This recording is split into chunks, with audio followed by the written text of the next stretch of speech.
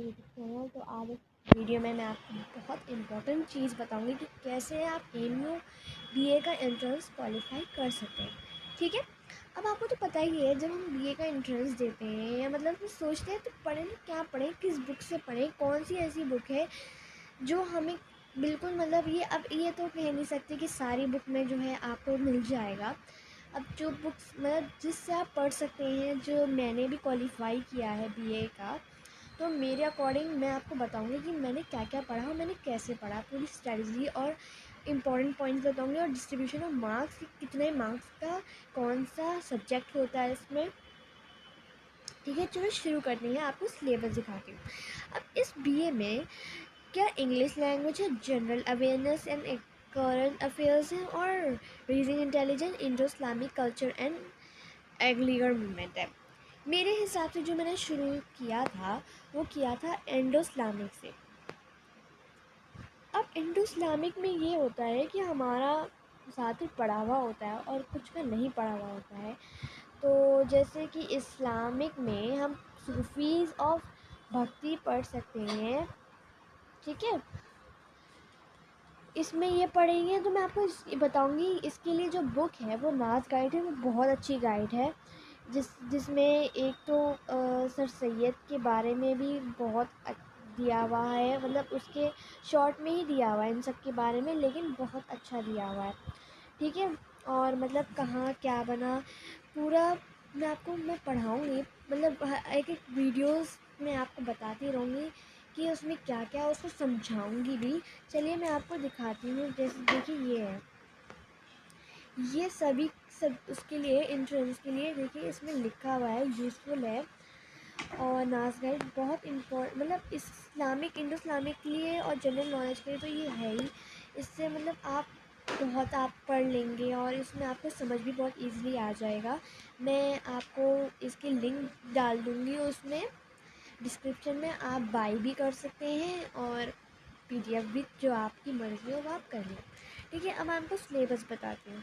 अब यहाँ पे हमारा, जैसे आपने पहले इंडो इस्लामिक प्रिपेयर कर लिया पहले, तो वो इजी हो गया एक तरह से। अलीगढ़ मूवमेंट भी हमारा पढ़ा हुआ होता है सर सैयद के बारे में, क्योंकि हम 11th में भी देते हैं, तो हमारा थोड़ा तो याद होता है उनके बारे में। ठीक है, अब आ जाते हैं हमारे इसमें। अब इसमें जो है जनरल अवेयरनेस और करंट अफेयर्स में ये होता है कि जो आजकल चल रहा है वो भी पढ़ना बहुत ज़रूरी है, क्योंकि पेपर में ज़्यादातर वो जो दे रहे हैं वो इम्पोर्टेंस ही दे रहे हैं। मतलब ज़्यादातर करंट क्या चल रहा है, मतलब न्यूज़ पढ़ते रहेंगे तो आपको ये रहेगा नॉलेज कि क्या चल रहा है, कौन से कंट्री में क्या बना है या क्या इन्वेंशन हुआ है। कुछ भी वो पूछ सकते हैं, कॉन्स्टिट्यूशंस के बारे में ज़्यादातर पूछ सकते हैं कि कौन सा कॉन्स्टिट्यूशन एक्ट, ये सब ज़्यादातर क्वेश्चंस आते हैं। ठीक है, मैंने जो पेपर्स देखे हैं उसमें तो मैं यही कह सकती हूँ कि ज़्यादातर जो होता है जनरल नॉलेज होता है और इंडो इस्लामिक होता है, और इंग्लिश सबसे पहले जो आती है वो आप तो इंग्लिश क्या करें कि जैसे यूट्यूब है या क्रोम है। अब आप इंग्लिश लैंग्वेज में इसमें जितने भी दिए हैं, word formations, pairing of word, sentence structure and construction, propositions तो आते ही आते हैं, कंप्लीट ऑफ सेंटेंस, ये सब आप ऑनलाइन मतलब पढ़ सकते हैं क्रोम से, उस एमसीक्यूज़ टाइप। तो वो आपको ज़्यादा अंदाज़ा हो जाएगा कि कैसे क्वेश्चंस आए हैं। प्रीवियस ये पेपर ज़रूर देखिए, उससे अंदाज़ा हो जाता है किस टाइप के क्वेश्चंस आए हैं, क्योंकि जो पेपर बनते जा रहे हैं वो मतलब थोड़े डिफरेंट क्वेश्चंस आते हैं। हम अब ये थोड़ी है, इतना टाइम नहीं होता कहाँ से क्या पढ़ें, लेकिन जो भी है आप क्रोम से इंग्लिश का तो लैंग्वेज पढ़ते हैं, वो तो ईजी आती है, वो तो नहीं हार्ड नहीं आती है। अब आते हैं हमारे पहले हमारा इंडो इस्लामिक हो गया, उसको अगर आपकी मर्ज़ी, लेकिन जो मैंने पढ़ा है वो पहले मैंने इंडो इस्लामिक तैयार कर ली थी, तो कि ताकि मुझे आइडिया हो गया था कि एक तरह से हाँ मेरा एक तैयार है।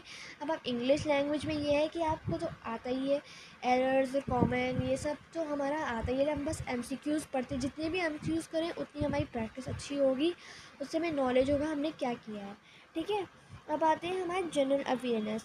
अब इसमें ये होता है हमारा पॉलिटिकल थ्योरी से सबसे ज़्यादा आता है, जो मैंने देखा है पेपर में, इंडियन कॉन्स्टिट्यूशंस के बारे में आता है, ह्यूमन राइट्स के बारे में भी आता है, रिवर्स के बारे में आता है, रिवर्स ज़रूर पढ़िए आप। ठीक है, और हिस्ट्री के बारे में भी आता है। बहुत कम जो है साइकोलॉजी, फाउंडेशन ऑफ साइकोलॉजी के बारे में आता है। गेम्स और स्पोर्ट्स और अवार्ड्स के बारे में तो ज़रूर आता है, और कौन सी बुक किसने लिखी, कौन ऑथर है, ये भी आता है। और एक तो इंडियन कॉन्स्टिट्यूशन, हिस्ट्री भी आती है। और ज्योग्राफी में मैं कह रही हूँ ना, रिवर्स के बारे में आता है थोड़ा। और कौन सी क्या है एक्ट हिस्ट्री में जो हुए हैं, कौन सा एक्ट पास हुआ था, ये सारी चीज़ें जो आप पढ़ेंगे तो आपको आइडिया ही हो जाएगा। वही हमारा 11th और 12th का जो है उसी बुक से पढ़ेंगे तो हो जाएगा। उसके भी आप क्या करें कि क्रोम में MCQ सर्च करें, वो डाल के याद करें तो और इजी हो जाएगा। एक समरी, एक टाइप, मतलब ये वीडियो से याद कर लेता है इंसान, तो इंसान को दिमाग में रहता है। ठीक है, तो हमारा ये है कि मैंने ये बता दिया आपको इसमें। ठीक है, और रीजनिंग और इंटेलिजेंस में ये होता है कि हमारा ज़्यादातर जो मैंने पेपर में देखा है वो लेटर सीरीज़ आता है, नंबर सीरीज़ आता है, वर्बल रीजनिंग आता है। इसमें भी मतलब बहुत बच्चों को कन्फ्यूजन होता है कि कैसे करना है। इस पर भी मैं वीडियो बनाऊँगी।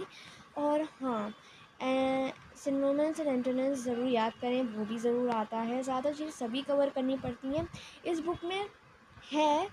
मतलब जनरल अवेयरनेस और करंट अफेयर्स तो कवर हो ही जाएंगे, लेकिन करंट मतलब जो अभी चल रहा है वो तो नहीं होंगे। मतलब इसके जो pre and post independence, political theory, थोड़ा तो MCQs इसमें अवेलेबल है इस बुक में। तो आप अगर इस बुक को देखेंगे तो हो जाएगा आपको। ठीक है, आपको याद हो जाएगा इसमें भी। और मतलब इस रीडिंग इंटेलिजेंस। और हाँ, मैं आपको डिस्ट्रीब्यूशन ऑफ मार्क्स जरूर बताती हूँ। देखिए, इसमें जो मार्क्स हैं 25 इंडो इस्लामिक के होते हैं।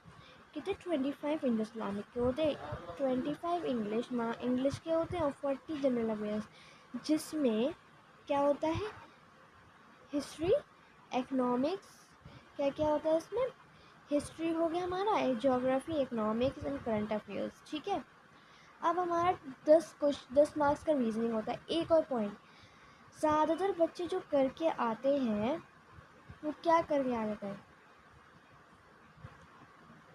नेगेटिव मार्किंग है। अब आपको जैसे क्वेश्चंस आते हों, जितने आते हो उतने करिएगा, एक्स्ट्रा मत करिएगा, क्योंकि मार्क्स कट जाते हैं। और अगर आपने जैसे 60, आपको कितना आता हो, मैं अंदाज़े से बताऊँ, जैसे आपको आता होगा 50, उसमें भी आपने तुक्के लगाए, तो ऐसा मत करिएगा। मार्क्स कटते हैं, जितना आता है उतना पक्का करके आएगा, 2-3 तुक्के लगाएगा ताकि आपके मार्क्स नहीं घटें। ज़्यादातर बच्चों को ये पता नहीं होती ये बात, और वो तुक्के लगा के आ जाते हैं और उनके मार्क्स कट जाते हैं, उनका एडमिशन नहीं होता है। ज़रूर ये ध्यान में रखिएगा, क्योंकि ये सबसे इम्पॉर्टेंट बात है, क्योंकि नेगेटिव मार्किंग होती है।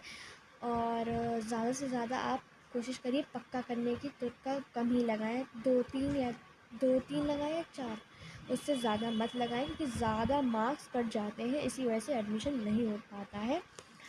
और बस इतना ही इस वीडियो में मैं आपको बताना चाहती थी। पर प्लीज़ लाइक और सब्सक्राइब ज़रूर कीजिएगा। Thank you.